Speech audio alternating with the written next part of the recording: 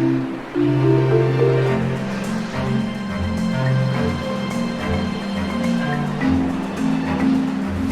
guys, it's Christian from Lost in Discovery and welcome back to the channel. Today we are going to be talking about One Piece. We have finished East Blue, we have gone to the Grand Line, we're going to talk about Reverse Mountain, Whiskey Peak, Little Garden, and Drum Island. If you haven't noticed already, guys, we've got it.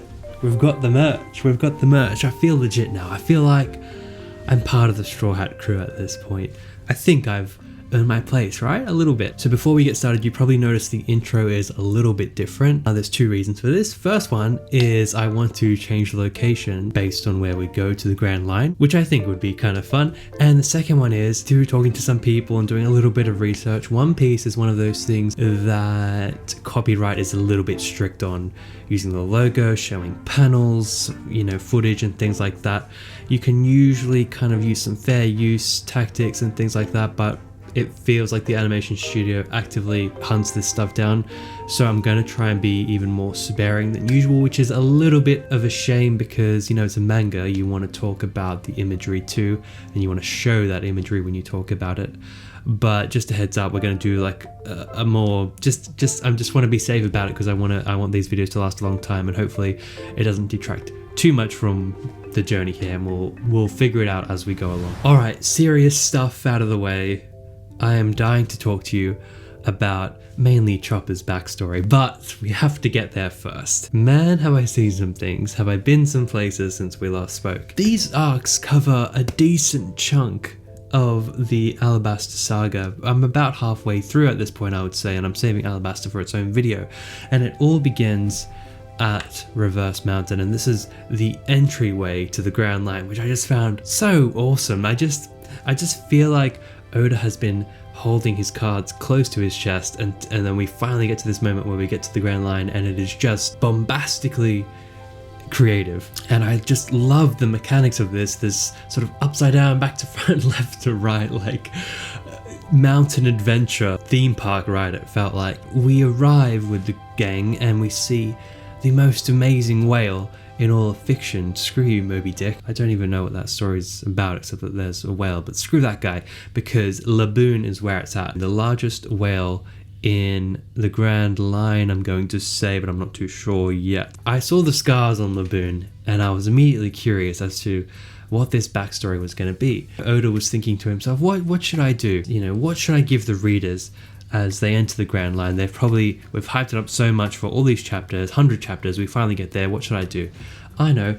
Rip their hearts out. We got Laboon's backstory, and if you give me an animal backstory, as you'll see later with Chopper, that is like waiting for an owner that never comes back, it destroys me. If you guys have watched Futurama, there was an episode about this that absolutely wrecked me too. It was told beautifully and I loved it. And seeing the inside of Laboon, how there was a man living there and he'd like painted the walls to make it a sky, and there was a whole sort of system within with hatchets and doors and compartments to keep him healthy, I guess. I don't know. It was so wacky and out there compared to the rest of what I've read, which is actually saying a lot. And through this we start to learn about the mechanics of the Grand Line, which I found endlessly fascinating. It was so cool to learn about the log pose, how you have to wait for this kind of compass to reset a certain amount of time. You need a certain amount of time depending on the island you're on, how the seasons work between the islands and the Grand Line, and just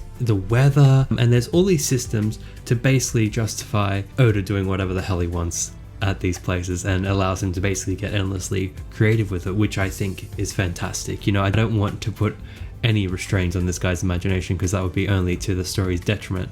But I like that there's sort of like a reasoning there. I like that there's a bit of a lore, some mechanics behind the Grand Line, even if they're basically just saying, hey man, anything goes. And you know what? Luffy, for how kind of, I'm not going to say dumb, but like naive and strong-headed he is, he's pretty smart because I feel like he understands the very core of like human psychology and reasoning to it, like to an extent. I'm not going to call him some like Zen Buddhist amazing mind melder. No, he just gets it. He just gets it. That's all I'm going to say. And he understood that Laboon needed a new goal in life because he's just going to keep bashing his head against this wall, literally, and he's not going to get anywhere by doing what he's doing. So when Luffy drew the absolutely awful pirate symbol all over Laboon's face, oh my god, that was awful, but it gave him a new goal. He's like, dude, 1v1 me, I'll see you later, train up, get your skills better, and I'll verse you. And I hope that was enough for Laboon to kind of move on to some extent from his previous crew. And I don't care how many chapters it takes, I need there to be a resolution to this. And I know my boy Luffy will show up. I know he'll do it. And just before we move on, I will mention that the guy, I forgot his name, but the guy that was taking care of Laboon and who lived inside of him, as the crew is leaving, he's like, these guys have a strange air to them. Are these the pirates we've been waiting for? Roger. Referring to Gold Roger? So this guy knew him. I don't know, man. Like this, he does this, man. He leaves you with like little teasers of like very important characters, and then you just leave. Yeah, through this arc, we are also introduced to some members of Baroque Works who are actually undercover, we find out later. And the main one is Princess Vivi, and she joins along for the ride. And we arrive at Whiskey Peak, and this is where things started to get even more interesting, to be honest. Anyway, so we arrive at Whiskey Peak and they are greeted with adoration and claps and joy for the pirates. Yes, the pirates are here, thank goodness. And initially I was a little sucked in too. I'm like, oh, this is awesome. Maybe when you just go to the Grand Line, there's like a party island just to like ease you in. I'm dumb, like the rest of the crew, and they are a huge assassin network known as the Baroque Works, which is amazing, by the way. And the fact that the cacti, the needles, what appears to be needles, are actually graves of the pirates they have killed, that is freaking hilarious. But I do wonder, what the hell did it look like in the initial stages? Just these mountain humps with just a few graves on them. Yeah, I feel like it took them a while to get the effect they wanted, but it all paid off because they got our Straw Hat crew pretty good. This was full of many just kind of comedic moments, hanging with the gang and seeing Luffy expand to Fat Luffy mode, causing the demise of 3 chefs through his insatiable hunger for food. And Nami drinking, Zoro just being a boss, Sanji just living his absolute fantasy, and Usopp being able to bullshit his way into impressing people, which was just fun. Everyone just embraced all their vices, and you know what? They had a good time. But thank goodness we had Zoro, for the guy who sleeps through everything. It actually kind of came in handy here, and he kind of knew what was up with Baroque Works, and we started to get a bit more of an insight about how this whole undercover system works, which has only become more intriguing as I've read on. And we get the realization that Princess Vivi is who she is, and she's undercover, and the me guy is her bodyguard. It becomes a whole lot more interesting at this point, and Zoro kind of chooses to defend her, or gets, bargains in a way that he's going to defend her. And this is when Luffy wakes up in a food hangover and doesn't understand why Zoro is killing all these awesome people that gave him the best time. And this is my one kind of criticism with this section. This fight between Luffy and Zoro was incredibly forced. I know there is some reasoning for it because Luffy didn't understand, but Zoro was trying to explain, and usually he would hear his boy out. He's ride or die from day one, man. First Straw Hat crew member. You'd think he would just listen for 5 seconds for him to elaborate, but Luffy's like, no, I see this is either good or bad, and this is bad, so therefore let's fight it out. But I feel like he was a bit hangry, at the time, so that's probably what brought him on a little bit. But luckily that was resolved quite quickly. The fans could finally see the battle I guess people were waiting for. I wasn't really waiting for it, but fine. And then it's kind of a rushed exit from this island, and it's good because it kind of built up the urgency. I like that there was a lot of small arcs here before we got to a bit of a longer one with Drum Island, and an even longer one we'll get with Alabasta. This is where we see the incredible disguise of the curly-haired guy, which Luffy is completely enamored with. We meet Miss All Sunday in this part, and she is very terrifying. She completely blew up these guys and rocked up on their ship. She took Luffy's hat. She don't care, man. She like levitated that stuff, man. She clearly is going to be a force to be reckoned with as the series continues, and she tried to kind of push them in a certain direction, but Luffy crushed the log pose or the oar pose, whatever it was. So I am very curious to see what part she has to play in the story, because she seems like, yeah, it seemed like a very important introduction, and I feel like she will come back at some point. And from here off we went to Little Garden, and this was probably one of my favorite islands we've been to so far, just with like the rules and the aesthetics of it. I love sort of prehistoric settings. Give me dinosaurs, man, I'm happy. I liked that they kind of all headed off in different groups here, and it felt like Oda wanted to play with combinations of characters that he could put together, and I liked that we had some quieter moments here. We had a nice quiet moment between Usopp and Nami, which was a pairing that you haven't seen too much as the series has gone up to so far, and it was nice to see them just have a quiet moment and just discuss about, man, I can't believe we're here, we're in the same crew. Like, I like these little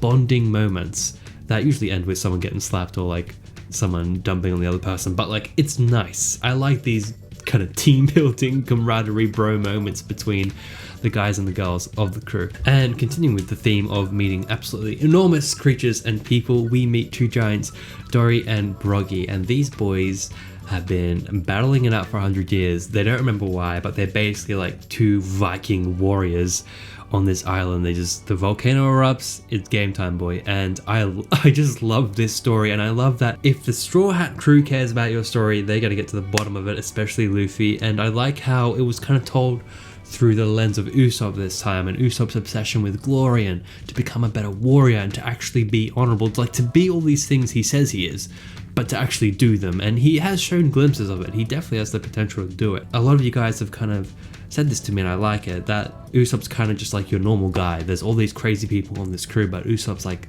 the average Joe, and I'm rooting for him, man. And this arc made me want to root for him more because he really pulled through here. And shout out to my boy Karoo, the best duck in all of fiction. I can't think of a better duck off the top of my head. This guy, I love the intelligence of the animals in One Piece. These guys are no joke, man. Somebody said it in the comments, they're basically Pokemon, which, dude, perfect. And we meet one of the most formidable members of Baroque work so far, Mr. 3, whose hair is in the style of a 3, of course, and he basically has the candle wick powers. He can melt you, he can turn you into wax.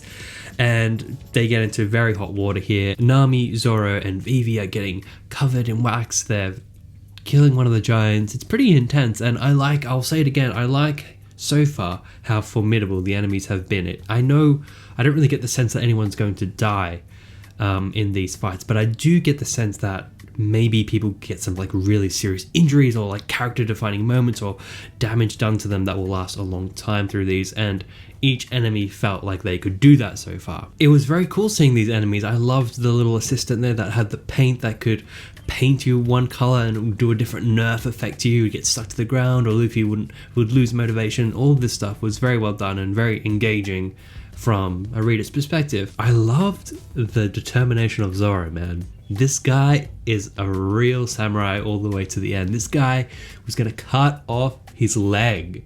He was gonna cut off his leg to get out of there. What is your plan, dude? What is the next part? And I heard him like, okay, look, he's making a good speech. I can appreciate a good speech anytime, but the fact that he chopped through like a good chunk of his leg, Zoro is something else, man. This guy just keeps getting higher and higher on my tier list of characters. But it truly was the determination of Usopp. He was the one guy who was kind of free to kickstart this fight back, and he was the one who did it, man. And it was an amazing collaboration between him and Karoo, dude.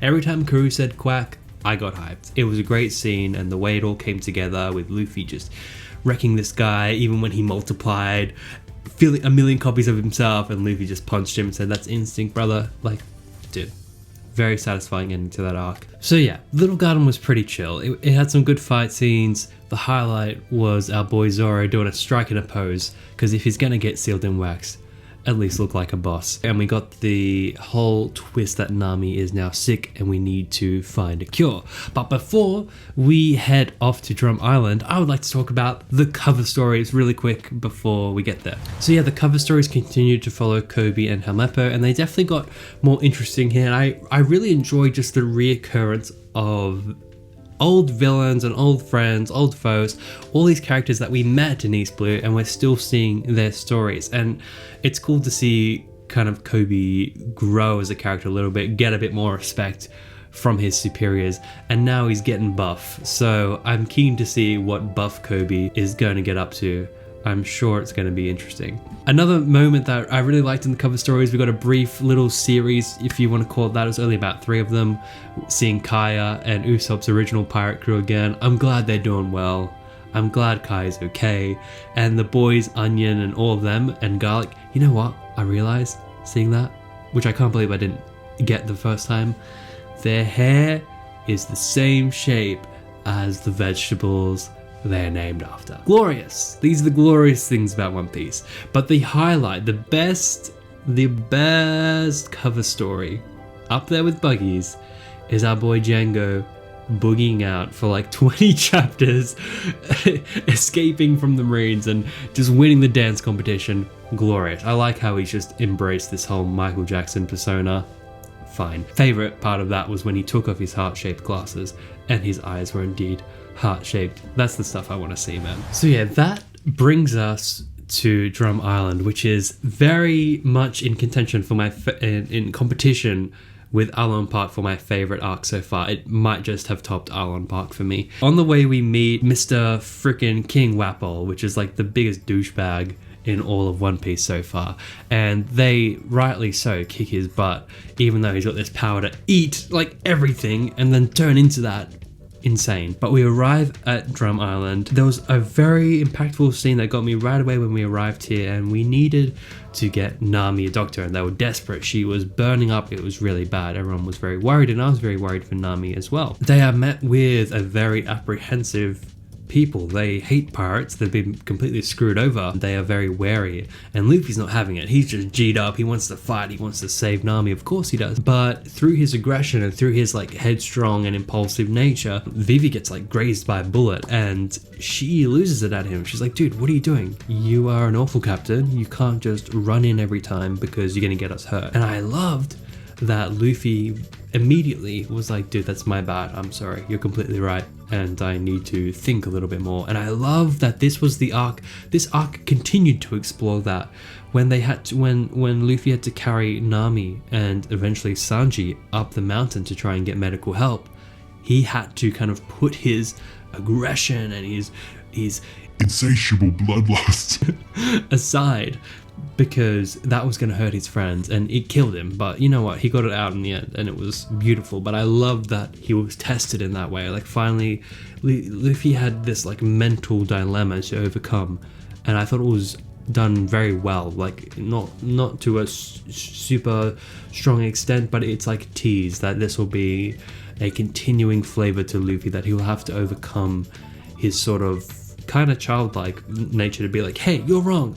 I gotta get you. And I like that they explored that. Guys, all that is out of the way so I can finally talk about our boy, the best reindeer in all the land, Tony Chopper. You guys weren't lying when you said the backstory just keep getting more and more depressing to the point that you just want to curl up in a ball and adopt a reindeer. And wow, this was a beautifully told backstory, and there's so many things I appreciated about it. I will try and organize my thoughts in a way that articulates this. It's tough. You know, I said it on my stream. I did know that Chopper was going to be a member of the Straw Hats because I just seen him in, you know, advertisements and just around being alive. But I had no idea that this dude could transform. So when he showed up originally with Dr. Kuriha, this 139-year-old, not 140, 139-year-old, terrifyingly kind of cool looking old lady doctor as an actual reindeer, I had no idea this was him, and all his transformations were completely surprising to me. Anyway, his backstory. Oh my god, how do you talk about this stuff? What have you guys done to me? Okay, firstly, completely outcast from the reindeer. He was like the ugly duckling, the runt of the litter, you could say. You're already feeling for the guy. He finds the human fruit, so he becomes this half-breed amalgamation of reindeer and human, and people just see him as a complete monster, so he's outcast by the humans as well. He just wants a friend, man. And everyone outcasts him, and he's by himself. He's been attacked. He's left for dead. In walks Dr. Hiriluk, and Dr. Hiriluk, or Hiriluk, or however you say it, is a character that I've found that Oda was quite brave to kind of make him a bit of a dick at the very beginning and grow him into this very lovable and admirable character, because we're introduced to him. He's like messing people up with his concoctions and being like, I don't know, dude, screw you, got any money? Like, he's just a bit of a mess. Chopper was exactly what he needed, and he was exactly what Chopper needed, and he refuses to shoot him, and he mends him back to health, and they form this beautiful bond, which, you know, was told in such an effective way. He inspires Chopper about the impacts of medicine, and he shows him the pirate flags as a symbol of rebellion and that anything is possible, any disease can be cured, and I just loved that. And when you know he's dying, and when he kicks out Chopper, the classic like shooting at the pet scene because you're trying to save them but you're crying because it's like hard for you. Oh my god, dude. So he kicks him out, but Chopper's not done, man. He finds out he's dying. He's like, I'm gonna get this mushroom we heard about, and he freaking almost dies to get this mushroom. He does everything to get this freaking mushroom. When Dr. Kuriha comes in and she tells him it was poison, oh dude, my heart broke for this guy. But I was confused. I'm like, why? He's researched and he's not dumb, like Chopper, my boy. And you realize that he looked at the pirate flag symbol and associated that with like any disease can be cured. He saw it next to the mushroom, but that means poison, and it was such a tragic twist, and it was so well done. But it broke me down, dude. This was brutal. And just to see Hiriluk go through his epic speech, bringing them all down with him. He's like, I'm not gonna die because my memory will live on. And Chopper's tears, dude. Oh my god. And I watched the anime episode because I had to see this, and it was beautifully animated. The soundtrack was amazing, and Chopper's voice actor is adorable. But the thing is, when he cries, it's so hard to watch. Anyway, this was an incredibly told backstory, and Chopper is such a welcome addition. Oh my god, he's perfect. Shout out to my boy Dalton, who has been trying to keep this island together forever. He's got old connections with Vivi. Dude, this guy can also transform. I forgot the type of fruit, but we got a new sort of devil fruit that allows you to transform. This dude was like a bison or something. Man, it was sick. And the moments between him and Chopper, seeing that he's like the monster that came back, and the way that he stopped Chopper and saved his life initially not to run in. Dude, like so many awesome relationships on Drum Island. It was such a well realized place. Even the relationships between Dr. Kuriha and the village, man, it was awesome. It was so well told. You know what my favorite part was? The fact that this whole flashback sequence takes place in between. It cuts right as Luffy's about to punch Wappo in the face, does the whole flashback, and ends with the connection, and the dude just goes flying like Team Rocket in Pokemon. Just a little twinkle in the corner, man. It was great. And the fight scene, yeah, it was cool. Like, dude's a maniac, eating his own people and turning into a house. Like, it was ridiculous One Piece stuff, and I enjoyed it very much. Chopper, man, he turned it the hell up. He transformed, and it was incredible. Beyond all that, I love that the other crew members, you know, they all, once they know what's going on, man, they will show up to the occasion. But I also enjoy that Oda will sometimes just like put someone to the side for an entire arc. Like, it's not uncommon that Zoro is asleep for most of an arc and has no idea what's going on, but if he sees that he needs to be there, he'll be there. But the most iconic shot for me has to be Luffy putting the pirate flag back up, covered in flames, dude. He looked amazing. This was such a cool scene, and I just love how ride or die Luffy is. And I love that it was only once he found out that Chopper was indeed a monster and that could do so many transformations, Luffy's just like, hell yeah, dude, get on my crew. Doesn't even know he's a doctor. You can transform. I like that. You're in. And that's just so Luffy. Like, just Chopper's tearful joy of knowing that he has a friend now. It's beautiful, man. And the boy might not like compliments. I mean, he might like him a little bit, but it was just such a beautiful moment at the end with the cherry blossoms. Like, this arc was very touching and wrapped up very nicely. Yeah, it tops Island Park for me. It was an absolute joy to read. But I will say, we are left with a few very interesting kind of foreshadowing moments. We see the poster, the wanted poster for Luffy, and Dr. Koreha's like, D? Like Gold D Roger? What? Are they related? Are they... What is happening here? And she said the will of the D lives on, which is, I mean, my immature side kind of laughed a little bit that it's known as the will of the D. But still, what is this about? And I freaked out initially because I was like, oh, Buggy D Clown. But I think it's just Buggy the Clown. I got a bit too excited.